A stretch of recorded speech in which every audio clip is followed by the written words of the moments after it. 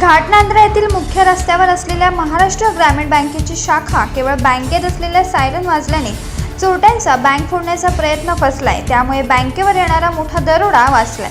घाटनांद्रा परिसरात दर 8 ते 10 दिवसाआड होणाऱ्या या चोरीच्या घटनेने गावात दहशत निर्माण झाली आहे। तसेच व्यापारी व ग्रामस्थांमध्ये घबराटीचं वातावरण निर्माण झालंय। बुधवारी रात्री 10:30च्या दरम्यान चोरीच्या उद्देशाने आत शिरत असताना सायरनला चोरट्यांचा हात लागल्याने सायरनचा आवाज झाला। केवळ सायरनच्या आवाजाने पुढील अनर्थ टळलाय। यावेळी बँकेत चोरी करणारा एक तोंडाला रुमाल बांधलेला चोरटा सीसीटीव्हीत कैद झाला असून चोराला पकडण्याचं आव्हान आता पोलिसांसमोर उभं ठाकलंय। या परिसरात चोरीच्या घटना बंद होण्याऐवजी दिवसेंदिवस त्या वाढत चालल्यात। चोरी झाल्यावर पोलीस येतात, पाहणी करतात, सीसीटीव्ही फुटेज घेतात, पण पुन्हा परिस्थिती जैसे थे। 1.5 महिन्याच्या कालावधीत साधा एखादा संशयित चोरटा सुद्धा पोलिसांच्या हाती लागत नसल्याने ग्रामस्थांमध्ये आश्चर्य व्यक्त होत आहे। दरम्यान आता यापुढे पोलीस नक्की काय भूमिका घेणार याकडेच गावकऱ्यांचं लक्ष लागले। महाराष्ट्र ग्रामीण बँक घाटनांद्रा शाखेचा शाखा व्यवस्थापक 10 मार्च 2021 रोजी आम्ही बँकेचं कामकाज आटोपून संध्याकाळी 6-7 वाजता घरी गेले असता जवळपास 10:30 वाजेच्या सुमारास काही चोरट्यांनी, अज्ञात चोरट्यांनी बँकेची मागची खिडकी तोडून बँकेत घुसून तिजोरी फोडण्याचा प्रयत्न केला।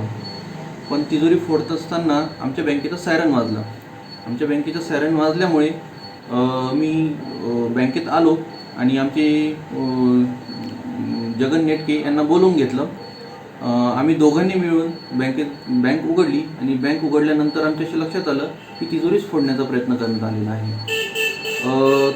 जी काही घटना घडलेली आहे या घटनेमध्ये फक्त तिजोरी फोडण्याचा प्रयत्न करण्यात आलेला आहे। त्यामुळे आमच्या ग्राहकांनी घाबरून जाण्याचं कारण नाही, पहिली गोष्ट। आणि तुमची प्रत्येक गोष्ट तुमची सुरक्षित आहे आमच्या बँकेत। त्यानंतर दुसरी गोष्ट म्हणजे जे घटना आहेत चोरीच्या घटनांना आळा बसला पाहिजे। आणि दुसऱ्या दिवशी सिल्लोड ग्रामीण पोलीस स्टेशनचे पोलीस उपनिरीक्षक श्री बिडवे साहेब आणि Gaikwad madam DYSP Sillod police station यांनी व्हिजिट केली आणि उपस्थित त्यांचे जे पोलीस होते त्यांना मार्गदर्शन केले।